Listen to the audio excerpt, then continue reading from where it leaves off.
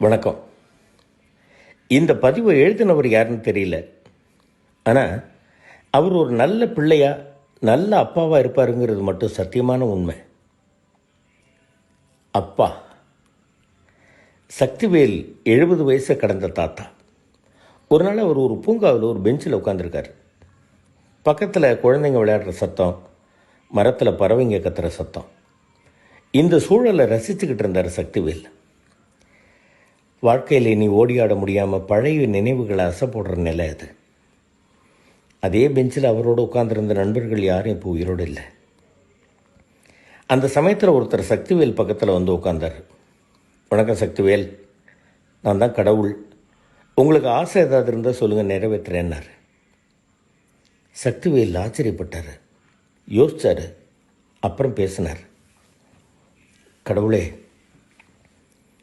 நான் என் அப்பாவை பார்க்கணும், அவரை என் கண்ணு முன்னால் கொண்டு வந்து நிறுத்துவீங்களான்னு கேட்டார் சக்திவேல். சக்திவேல், நீங்களே தாத்தா ஆகி பல வருஷங்கள் ஆயிடுச்சு, இன்னமும் உங்கள் அப்பாவை பார்க்குற ஆசை இருக்கா அப்படின்னு சிரிச்சுக்கிட்டே கேட்டார் கடவுள்.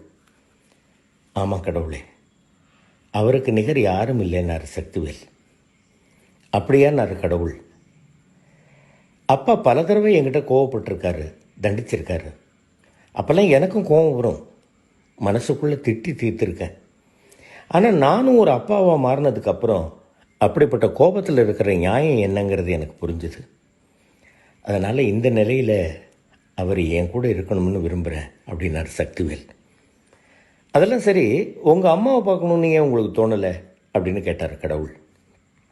அது கல்யாணம் ஆனதுக்கப்புறம் மனைவி அம்மாவோட இடத்துல பாதியை நிரப்பிட்டா. ஆனால் அப்பாவோட இழப்பு இது வரைக்கும் யாரையும் எடு செய்யலை. அதனால தான் அப்பாவை பார்க்க விரும்புகிறேன்னார் சக்திவேல். சரி, உங்கள் அப்பா என்னை விட சிறந்தவரான்னு கேட்டார் கடவுள். என் அப்பா கிட்டே எதை கேட்டாலும் வாங்கி கொடுத்துருவார். ஆனால் என் அப்பாவையே கேட்டால் உங்களால் மட்டும்தான் கொடுக்க முடியும். அந்த வகையில் நீங்கள் தான் சிறந்தவர். ஆனால் எங்கள் அப்பா என்னை ஒரு நல்ல தகப்பனாக உருவாக்கியிருக்கார். நான் என் மகனை அவனோட பிள்ளைங்களுக்கு ஒரு நல்ல தகப்பனாக உருவாக்குவேன். ஆனால் நீங்கள் ஒரு நல்ல கடவுளை உருவாக்கியிருக்கீங்களா? உங்களால் முடியாததை செஞ்சு என் அப்பா தானே சிறந்தவர்னு கேட்டார் சக்திவேல். கடவுள் அமைதியாக இருந்தார். மறுபடியும் சக்திவேல் பேசினார். ராமன் காட்டுக்கு போகணும் அப்படின்னு உடனே உயிரை விட்டார் தசரதர். இந்திரஜித்து இறந்த உடனே நடப்பணமாக வாழ்ந்து போராடி உயிரை விட்டான் ராவணன். பிள்ளைக்கு சாகாவரம் பெற்று தந்தார் துரோணர். இப்படி பிள்ளைங்களுக்காக வாழ்ந்த அப்பாக்கள் ஏராளம். அந்த அப்பாக்கள் தவிர்க்க விரும்பின விஷயம் புத்திர சோகம். ராமனை பிரிஞ்ச உடனே உயிரை விட்டார் தசரதர். ஆனால் தசரதர் இறந்த உடனே ராமன் இறக்கலை. அதுதான் மகன் மேலே அப்பாவுக்குள்ள பாசத்துக்கும் அப்பா மேலே மகனுக்கு உள்ள பாசத்துக்கும் இருக்கிற வித்தியாசம் அப்படின்னார் சக்திவேல். ஆச்சரியமாக பார்த்தார் கடவுள். மேலே சொல்லுங்கன்னார். ஒரு தடவை ஆஃபீஸுக்கு பஸ்ஸில் போயிட்டு இருந்தேன். பக்கத்தில் ஒரு பொண்ணு என் முன்னால் இருந்த கம்பியை பிடிச்சிக்கிட்டு இருந்தா. அடிக்கடி அவளோட முகத்தை பார்த்தேன். ஒவ்வொரு தடவையும் அவள் முகத்தில் ஒரு புன்சிரிப்பு தென்பட்டுச்சு. அவள் விரலில் ஒரு சிகப்பு கல் வச்ச மோதிரம் இருந்தது. என்ன அறியாமல் அந்த சிகப்பு கல்லை தொட்டு பார்த்தேன். வெடுக்குன்னு கையை எடுத்துக்கிட்டா. அப்போ தான் அது தப்புன்னு புரிஞ்சுது. அடுத்த ஸ்டாப்பிங்கில் அந்த பொண்ணு இறங்கிறதுக்கு தயாரானா. கிளம்புற பொண்ணு சட்டுன்னு திரும்பி அந்த மோதிரத்தை என் கையில் திணிச்சிட்டு இறங்கி போயிட்டா. அது எனக்கு ஒரு இன்ப அதிர்ச்சி. பஸ்ஸு கிளம்பிடுச்சு. அந்த பொண்ணு தூரத்தில் புள்ளியாகி மறைஞ்சு போனான். அன்றைக்கி சாயங்காலம் வீடு திரும்பிக்கிட்டு இருந்தேன். எதிரில் அப்பா வாக்கிங் வந்துக்கிட்டு இருந்தார். அவர்கிட்ட போய் பஸ்ஸில் நடந்தது அப்படியே ஒரு வரி மாறாமல் சொன்னேன். மோதிரத்தை அவர்கிட்ட காட்டினேன். அவர் முகத்தில் எந்த சலனமும் இல்லை. நாளைக்கு அந்த மோதிரத்தை அவர்கிட்ட திருப்பி கொடுத்துரு அப்படின்னு சொல்லிட்டு வாக்கிங்கை தொடர்ந்தார். வீட்டில் யாருக்கிட்டையும் அவர் இதை பற்றி பேசலை அப்படின்னு சொல்லிட்டு அமைதியானார் சக்திவேல். அந்த மோதிரத்தை அடுத்த நாள் அந்த பொண்ணுக்கிட்ட திரும்ப கொடுத்துட்டீங்களான்னு கேட்டார் கடவுள். சக்திவேல் சிரித்தார். இந்த கேள்வி அப்பா என்கிட்ட கேட்கல, ஆனால் நீங்கள் கேட்குறீங்க. அடுத்த நாள் அந்த மோதிரத்தை திருப்பி கொடுத்துட்டேன். ஆனால் அதை கூட அப்பா கிட்ட சொல்லலை. அவரும் அந்த பதிலுக்காக காத்துக்கிட்டு இருக்கல. எங்களுக்குள்ளே அப்படி ஒரு புரிதல் இருந்தது. அதனால தான் சொல்கிறேன், என் அப்பா உங்களை விட சிறந்தவர்னு அப்படின்னார் சக்திவேல். கடவுள் சிரித்தார். கடவுளே, அப்பாங்கிறது உன்னதமான உறவு. நம்மளை சுற்றி நடக்கிற உண்மை நிலையை புரிஞ்சுக்கிற அற்புதமான நடைமுறை உலகத்து உறவு. சுருக்கமாக சொல்லணும்னா, அப்பாங்கிறவர் நம்மளை பற்றி முழுமையாக தெரிஞ்ச முதிர்ந்த நண்பர் அப்படின்னார் சக்திவேல். அதெல்லாம் சரி, அப்பா கிட்ட எதையாவது மறைச்சிருக்கீங்களான்னு கேட்டார் கடவுள். ஒரு விஷயத்தை மறைச்சிருக்கேன். நான் ஒரு பொண்ணை 5 வருஷமாக காதலிச்சுக்கிட்டு இருந்தேன். அப்புறம்தான் தெரிஞ்சது அவளோட அப்பாவுக்கும் எங்கள் அப்பாவுக்கும் ஆகாதுன்னு. அதனால் காதலை அதோடு நிறுத்திக்கிட்டோம். அது வலி நிரம்பிய பிரிவு அப்படின்னு சொல்லும்போதே சக்திவேலோட கண்களில் கண்ணீர் சேர்ந்துருச்சு. சக்திவேல், நீங்கள் இவ்வளோ நேரம் பேசிக்கிட்டு இருந்ததை உங்கள் அப்பா கேட்டுக்கிட்டு தான் இருந்தார். இது உங்கள் அப்பா நிற்கிறாரு. இன்னும் சில நிமிஷங்கள் அவர் உங்களோட இருப்பார், பேசிக்கங்கன்னு சொன்னார் கடவுள். சக்திவேல் ஓடி போய் அப்பாவை கட்டி பிடிச்சிக்கிட்டாரு. 2 பேர் கண்கள்லேயும் கண்ணீர். சக்தி, என்கிட்ட ஒரு வார்த்தை சொல்லியிருக்க கூடாதாப்பா. என் வரட்டு பிடிவாதத்தை விட்டு கொடுத்துட்டு அந்த பொண்ணையே உனக்கு கல்யாணம் பண்ணி வச்சுருப்பேனே அப்படின்னார் அப்பா. சக்திவேல் அமைதியாக இருந்தார். அப்பாவே பேசினார்.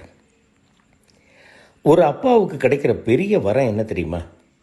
அவர் எல்லாருமேலேயும் எவ்வளோ அன்பு வச்சுருக்கார் அப்படிங்கிறத மற்றவங்க புரிஞ்சுக்கிறது தான். அந்த விஷயத்தில் நீங்கள் எல்லாரும் என்னை நல்லா புரிஞ்சு வச்சுருக்கீங்க. இதை விட சிறந்த வரம் ஒரு அப்பாவுக்கு இருக்க முடியாது அப்படின்னார் அப்பா. அப்பா, நீங்கள் என் கூடவே தங்கிடுங்கப்பான்னு கெஞ்சினார் சக்திவேல். அது முடியாதுப்பா, என் கதை முடிஞ்ச கதை. வாழ்க்கையில் ஒரு அப்பாவோட பங்கு என்னங்கிறத நீ நல்லா புரிஞ்சு வச்சுருக்க. அதை உன் மகனுக்கும் புரிய வச்சுருக்க. அவன் அவனோட மகனுக்கும் புரிய வைப்பான். இதன் விளைவாக உலகம் நல்ல தகப்பன்களை உருவாக்கும். அது நல்ல குழந்தைகளை உருவாக்கும். இதை விட பெருமை எந்த தகப்பனுக்கும் கிடைக்காது. நான் பாக்கியசாலி, கிளம்புறப்பா அப்படின்னு சொல்லிட்டு கொஞ்சம் தூரம் நடந்து மறைஞ்சு போனார். சக்திவேல் அழ ஆரம்பித்தார். என்ன சக்திவேல், போதுமா, நான் கிளம்பட்டுமான்னு கடவுள் கேட்டார். கடவுளே, நான் பள்ளிக்கூடம் போன முதல் நாளை என்றைக்குமே மறக்க முடியாது. கையில் ஒரு சாக்லேட்டை கொடுத்து மரத்தடி பள்ளிக்கூட வகுப்பறையில் இறக்கி விட்டுட்டு டாட்டா காமிச்சிட்டு கிளம்புனார் அப்பா. நான் அழ ஆரம்பித்தேன். யார் யாரெல்லாமோ சமாதானம் சொல்லியும் விம்மலும் அழுகையும் நிற்கவே இல்லை. அப்பா போன வழியை பார்த்து அழுதுகிட்டே இருந்தேன். அப்பா அந்த வழியாக வருவாருங்கிற நம்பிக்கையோட. அதே நேரத்தில் அப்பா கொஞ்சம் தூரத்தில் ஒரு மரத்துக்கு பின்னாடி ஒளிஞ்சுக்கிட்டு நான் என்ன பண்ணுறேன்னு பார்த்துக்கிட்டு இருந்தார். நிச்சயமாக அவரும் அழுதுருப்பார். 1 மணி நேரத்துக்கு அப்புறமா அப்பா வந்தார். என்னை தூக்கிக்கிட்டு வீட்டுக்கு புறப்பட்டார். அவர் தோளில் சாஞ்சனா அப்படியே தூங்கிட்டேன். இது என் முதல் நாள் பள்ளி ஞாபகம். கொஞ்ச நாள் கழித்து சக்திவேல் மறுபடியும் பேசினார். இன்றைக்கும் கிட்டத்தட்ட அதே நிலையில் தான் இருக்கேன். என்னை விட்டு போன அப்பா மறுபடியும் வரமாட்டாருன்னு அவர் போன வழியே பார்த்துக்கிட்டு இருக்கேன். இப்போ அப்பா எந்த மரத்துக்கு பின்னாடி ஒளிஞ்சு என்னை கவனிச்சுக்கிட்டு இருக்காருன்னு தெரியல. அவர் தோளில் தூங்குனா என்னோட எல்லா கவலைகளும் பறந்து போகும். அப்படி ஒரு வாய்ப்பு கிடைக்குமான்னு கேட்டுட்டு சக்திவேல் அழுதார். மனசே கலங்கி மறைஞ்சு போனார் கடவுள். சக்திவேலுக்கு மட்டும் இல்லை, நம்ம எல்லாருக்குமே மனச்சுமையை நீக்கிற அப்பாவோட தோள் கிடைக்கும்னா நம்மளை விட அதிர்ஷ்டசாலி யாரும் இருக்க முடியாது. அப்பா நமக்கு கிடைச்ச கற்பக விருட்சம். அப்பா இருந்தால் அவரை மதிங்க. அப்பா இல்லைன்னா அவரை நினைங்க. அப்பா, அடுத்த ஜென்மத்திலேயும் நீங்களே எனக்கு அப்பாவாக இருக்கணும்னு தனியாக உட்காந்துருக்கும்போது வாய்விட்டு வேண்டுங்க. ஒருவேளை அப்பா எங்கேயாவது மரத்துக்கு பின்னாடி ஒளிஞ்சுக்கிட்டு இருந்து நம்மளை பார்த்துக்கிட்டே கலங்கின கண்களோடு நாம் வேண்டதை கேட்டாலும் கேட்டுக்கிட்டு இருப்பார்.